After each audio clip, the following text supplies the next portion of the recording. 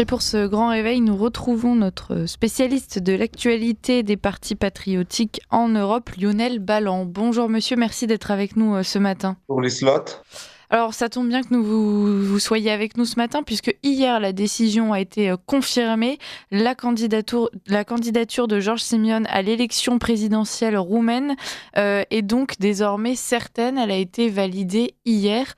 C'est une victoire pour la démocratie ou bien une victoire mitigée, Lionel Balland? Puisque rappelons quand même que si George Simeon se présente et puis devient le nouveau candidat des Roumains plutôt nationaliste, c'est avant tout parce que le candidat Georgescu, lui, a été évincé. Oui, donc le candidat Ceausescu a été évincé à l'issue du premier tour, puisqu'il y a eu une annulation du premier tour et du deuxième tour de l'élection présidentielle, alors que le deuxième tour avait commencé, puisque les Roumains et l'étranger avaient commencé à voter. Donc, nous avons eu un candidat qui a été en quelque sorte annulé après sa victoire au premier tour, mais il y a également une autre candidate nationaliste, Madame Sessoaka, qui s'est vue refuser de se présenter aux élections présidentielles la première fois, mais qui est refusée également actuellement. Pourquoi? Parce qu'elle est contre la guerre. Elle s'est rendue à l'ambassade de Russie pour dire qu'elle ne voulait pas que la Roumanie participe à la guerre en Ukraine et qu'elle soit impliquée là-dedans. Et Mme Sossoara est également contre l'Union européenne. Elle est contre le fait que la Roumanie soit dans l'OTAN. Donc, en conséquence, sa candidature a été écartée. Donc, écartée, non pas parce qu'elle n'avait pas rempli les conditions, comme par exemple récolter le nombre de signatures valables pour se présenter, etc., mais parce qu'elle a développé des thèses qui n'ont pas été acceptées par les autorités électorales et judiciaires roumaines. Donc il s'agit de quelque chose de tout à fait anormal, puisque nous sommes face à un système avec des rails, et dès que vous développez des thèses qui sont en dehors des rails, même si ces thèses ne sont pas du tout illégales, parce qu'il n'est pas illégal en Roumanie d'être opposé au fait que la Roumanie soit membre de l'Union européenne ou d'être opposé au fait que la Roumanie soit membre de l'OTAN, ben, dès que vous sortez des rails, on interdit, les autorités interdisent votre candidature. Ah, Donc, dans le cas de Madame Soswarska, c'est avant qu'elle ne se présente, elle a été carrément interdite.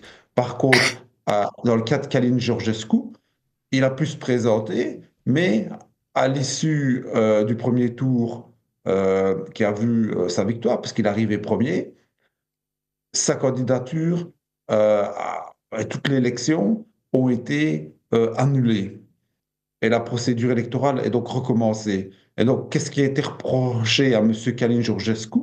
C'est que, soi-disant, il aurait été soutenu par l'étranger. Évidemment, il n'y a pas de preuve qui a été apportée à cela. Et donc, un candidat est éliminé et l'élection est annulée parce qu'il a accusé de choses qui ne sont pas prouvées. Qui plus est, le système roumain a mis en place, entre-temps, une législation de contrôle des médias sociaux.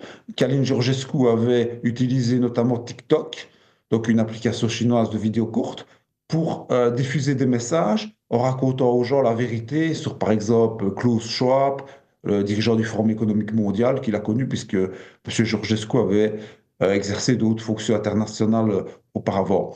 Et donc, maintenant, les élections vont reprendre en Roumanie. Il va y avoir de nouvelles élections présidentielles, mais avec un contrôle des médias sociaux et une législation qui permet d'enlever les publications qui dérangent et également qui permet des condamnations pour la diffusion de certaines publications. Donc, ça veut dire que le système a complètement recadré les élections pour le verrouiller suite à la victoire d'un candidat nationaliste qui n'était pas du tout donné au départ comme étant quelqu'un qui allait gagner le premier tour de l'élection présidentielle. Qui plus est, le Parlement européen a tapé sur les doigts de TikTok. Donc, il y a vraiment un cadre qui a été reconstruit pour que les élections, dans leur nouvelle version, ne se déroulent plus de la même manière que la précédente. Donc, nous sommes quand même face à des mesures purement non démocratiques. hmm. Et donc, maintenant, donc, nous avons vu donc, qu'il y a deux candidats nationalistes qui sont tout bonnement jeté dehors, si on veut, placé hors de l'élection présidentielle roumaine. Mais alors, il reste deux autres candidats nationalistes en lice, Monsieur Georges Simion, qui, lui, maintenant est accepté, puisque la Cour constitutionnelle a rejeté les recours qui avaient été introduits contre lui, il y en avait trois, et la Cour constitutionnelle, donc maintenant, ne peut plus empêcher sa candidature, puisque le délai est passé depuis hier soir. Maintenant, il y a encore une autre candidate nationaliste, Madame Gavria, euh, Anna Maria Gavria, pardon. Cette candidate est toujours dans la procédure parce qu'elle a rentré ses signatures plus tard, parce que son parti, le POT, est moins puissant que la UR, le parti de Georges Simion. Et donc la procédure est toujours en cours. Il y a un recours contre elle qui sera analysé à 13 heures par les autorités. Donc le recours porte sur toute une série de choses assez hallucinantes, enrichissement personnel, non-respect et insultes envers les autorités, envers les médias d'État. Soi-disant, elle serait atteinte de démence, etc., etc. Oui. Donc, ça va être examiné à 13 heures. Et si la Cour constitutionnelle rejette ce recours et qu'il n'y a pas d'autres recours qui sont gérés par la Cour constitutionnelle, à ce moment-là, après le délai imparti, donc Anna Maria Gavria sera également acceptée comme candidate. Alors, s'il y a deux candidats, il a été décidé, mais si ce n'est pas annoncé officiellement, que normalement ce sera Georges Simion qui ira et que Madame Anna Maria Gavria se retirera. Pourquoi? Parce que Georges Simion est beaucoup plus connu que Anna Maria Gavria. Donc Madame Gavria a vécu pendant des années à l'étranger. Elle a vécu à Munich en Allemagne. Elle a vécu également au Royaume-Uni. Elle a gagné assez bien d'argent dans ses emplois là-bas et elle est revenue au pays il y a quelque temps.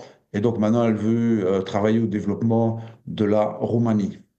Alors, Georges oui, dites-moi, je vous ai Donc, coupé. Georges Simion, bon, je le connais personnellement puisque la UR, son parti m'a invité plusieurs fois en Roumanie, ils m'ont invité également au Parlement européen à Bruxelles, à des congrès. Georges Simion, ce qu'il caractérise avant tout, c'est qu'il gère très bien les personnes, qu'il fait vraiment preuve de beaucoup d'empathie et qu'il est vraiment très bien dans les relations avec les électeurs, avec les cadres du parti, etc. Je pense que sa principale qualité se situe là-bas. Maintenant, c'est quelqu'un qui est vraiment très compétent politiquement et qui est vraiment quelqu'un qui a beaucoup de savoir dans ce domaine. Et je pense qu'il peut obtenir un bon résultat. Et s'il pouvait être élu, ce serait vraiment très bien. Maintenant, il faut savoir qu'il y a deux tours. Donc, pour le moment, les sondages nous indiquent que M. Simeone devrait aller au deuxième tour. Maintenant, au deuxième tour, il faut voir face à qui il va se retrouver, face à un candidat du système ou un autre candidat Ouais. plus ou moins anti-système. On ne sait pas encore très bien. Alors, effectivement, on imagine que les qualités humaines de Georges Simeone peuvent l'aider, puisqu'il se retrouve dans un pays où la majeure partie de la population maintenant doute d'un système très corrompu, il y a une fracture. Donc, bon, on imagine que ça peut être un atout. Ma question, c'est pourquoi est-ce que Georges Simeone aujourd'hui est toléré par le système en place, le même système qui, lui, en revanche, a refusé d'accepter de laisser passer Georgescu. Est-ce que c'est parce que Monsieur Simeone est plus adapté à ce système, Lionel Balland? Donc, le système en place en Roumanie, qui est issu du système d'avant, ce sont les anciens communistes qui se sont recyclés après la chute du communisme à l'Est. Donc, ce système ne peut pas interdire comme ça ouvertement tous les candidats. Ils en ont déjà interdit deux. Il est difficile d'interdire tout le monde, en tout cas tous les candidats nationalistes. Donc, ça, c'est un premier point. Deuxièmement, Georges Simion n'est pas du tout sur la même liste que Kalin Georgescu ou Mm. que Mme Sosoarca. Pourquoi? Parce que Georges Simion, lui, accepte le fait que la Roumanie soit dans l'OTAN et dans l'Union européenne. D'ailleurs, Georges Simion euh, est un des dirigeants du groupe des conservateurs et réformistes européens. Donc, il faut savoir qu'au Parlement européen, son parti, la UR, a été accepté dans le groupe et dans le parti ECR, auquel d'ailleurs appartient également Marion Maréchal ou le parti de Madame Meloni, le Premier ministre italien, ou le parti de Monsieur Mateusz Morawiecki, qui était le Premier ministre polonais, donc de droit et justice, du PiS. Donc, ce parti, ce groupe au Parlement européen sont pro-OTAN et ils acceptent l'Union européenne sous la forme d'une Europe des nations souveraines. Donc, M. Simion n'est pas perçu comme étant quelqu'un qui veut sortir de la Roumanie, de l'Union européenne ou de l'OTAN, alors que M. Georgescu ou Mme Soswakia, eux, sont perçus clairement comme anti-OTAN et anti-Union européenne. Alors, justement, Kalin Georgescu, il a été écarté, donc à cause de ces soupçons d'ingérence russe, qui n'ont d'ailleurs jamais encore une fois été démontrés, mais passons. Derrière ce que vous nous dites, on comprend que là, il y a un candidat qui est accepté parce que eh ben, il n'est pas forcément opposé à l'OTAN et l'Union européenne. Est-ce qu'on est en droit de se demander si, dans le cas de Georgescu, c'est pas réellement ça le problème, et si en l'occurrence, les ingérences, elles ne seraient pas plutôt de la part de l'Union européenne, Lionel Balland? Oui, c'est-à-dire que l'Union européenne ne veut pas accepter qu'un candidat anti-OTAN et anti-Union européenne soit élu à la tête de la Roumanie. Donc il faut tout pour lutter contre ça. Donc c'est ça la véritable clé. Maintenant, le système en place en Roumanie est dérangé par l'émergence de candidats qui sont vraiment contre le système, puisque tous ces gens qui sont au-dessus de la société roumaine doivent leur place au parti du système actuel. Donc, on voit qu'il y a une sorte de levée de bouclier de la part de ce qu'on pourrait appeler l'État profond. Et évidemment, on constate ça un peu partout, mais c'est toujours quelque chose qui arrive quand il y a un changement de ligne politique, puisque les anciens cadres, les cadres du système en place, ne veulent pas qu'il y ait un changement de régime, puisqu'ils savent qu'ils vont être remplacés dans les hautes fonctions par des autres qui ont des idées complètement différentes. Donc, ils défendent bec et ongle leurs privilèges. C'est un peu le principe de la nomenclatura. C'est-à-dire que quand Staline a vu que le communisme ne tenait plus trop, il a donné des avantages à certaines personnes pour que ces personnes deviennent les chiens de garde absolus de leurs privilèges et en conséquence du régime. Hmm. Alors, vous faites un parallèle assez intéressant, Lionel Balland, avec ce qui est en train de se dérouler en Allemagne. Est-ce que vous pourriez nous en dire quelques mots? Puis donc en Allemagne, il y a eu des élections il y a peu.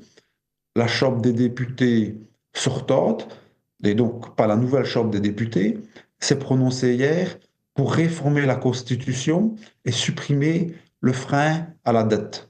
Donc, avec cette réforme de la Constitution qui est passée hier et qui a été votée par les partis conservateurs, donc la CDU, les démocrates chrétiens, et la CSU, les sociaux-chrétiens bavarois, d'une part, les sociaux-démocrates du SPD et les écologistes, euh, donc ça a été voté hier. Et donc maintenant, le futur gouvernement pourra créer plus de dettes, notamment pour le réarmement. Et pour acheter le vote des écologistes, M. Merz, qui est donc le chef de file des démocrates chrétiens de la CDU, a promis une somme énorme pour l'environnement, pour que donc les écologistes acceptent également, alors que les écologistes ne feront pas probablement partie du futur gouvernement. Et il faut également ajouter que le petit parti de gauche anti-immigration BSW, dont Mme Sarah Wagenknecht est la figure de proue, a obtenu 4,98% lors des élections législatives, qu'il faut 5% en Allemagne pour pouvoir siéger à la Chambre des députés. Et donc, il manque moins de 10 000 voix à ce parti pour pouvoir entrer à la Chambre des députés, ce qui aurait pour conséquence que la CDU-CSU et le SPD, à partir de ce moment-là, n'auraient plus de majorité et devraient recourir aux écolos pour former le gouvernement. Et donc, ce parti a obtenu des recomptages à l'un ou l'autre endroit et a retrouvé plusieurs milliers de voix, mais il n'y a pas de recomptage général. Et donc, les résultats ont été annoncés par les autorités électorales sans qu'il y ait eu un recomptage partout, alors qu'on sait bien qu'il y a eu des problèmes, notamment qu'il y a eu une confusion avec un autre parti qui s'appelle le Bundesdeutschland, et donc qu'il y a des voix qui ont été émises où il ne fallait pas dans les comptages. Et donc, la seule possibilité maintenant, puisque les autorités électorales n'ont pas tout recompté, c'est d'attendre leur cours devant la Cour constitutionnelle qui aura lieu, euh, qui sera en quelque sorte jugé peut-être dans 2 ans. Et en attendant, bah, c'est le Parlement tel qu'il est issu des élections qui viennent d'avoir lieu qui siégera.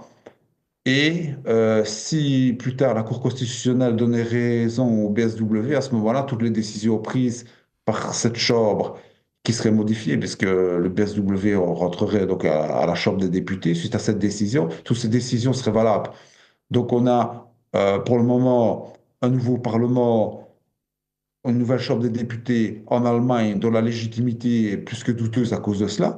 Mais l'arnaque qu'il y a eu, c'est que les politiciens ont fait voter l'ancienne Chambre des députés parce qu'ils savaient bien qu'ils n'auraient pas la majorité nécessaire pour réformer la Constitution s'ils faisaient passer la liquidation en quelque sorte du frein à la dette euh, donc auprès de la nouvelle Chambre. Donc ils ont absolument fait quelque chose de tout à fait anormal, c'est le fait de faire voter l'ancienne Chambre des députés sur un sujet qui est extrêmement grave. Il s'agit de créer des dettes massives pour les futures générations. Si ça avait été sur un point qui n'était pas important, qui Mm. relève de la gestion courante, on aurait pu tout à fait considérer qu'il est normal que l'ancienne Chambre des députés se prononce. Mais ici, il s'agit d'une réforme de la Constitution avec des conséquences extrêmement graves pour le futur du pays. Et donc, il y a eu une malversation comme ça ouverte. Donc, un peu comme en Roumanie, c'est-à-dire que maintenant, quand le système en place, le système mondialiste, le système européiste fait face à des changements électoraux, il tente de bricoler en quelque sorte euh, pour quand même se maintenir. Bon, espérons que tous ces bricolages ne s'installent pas dans le temps, et même y compris en France, hein, c'est des questions qui se posent. On a des élections qui commencent à se profiler à l'horizon, et puis tous ces sujets inquiètent un petit peu les Français. On vous réinvitera, Lionel Balland, pour continuer à en parler, puisqu'il y a notamment aussi ce sujet donc, des observateurs internationaux qui sont demandés aujourd'hui par Georges Simion pour assurer, par exemple, la neutralité de l'élection en Roumanie. Est-ce que c'est la solution? Est-ce qu'on va devoir confier justement notre démocratie à des observateurs étrangers? Ce serait un sacré échec, mais bon, voilà, on en reparlera malheureusement, on manque de temps. Merci Lionel Balland d'avoir été avec Merci nous ce Liselotte. matin, et puis à très bientôt.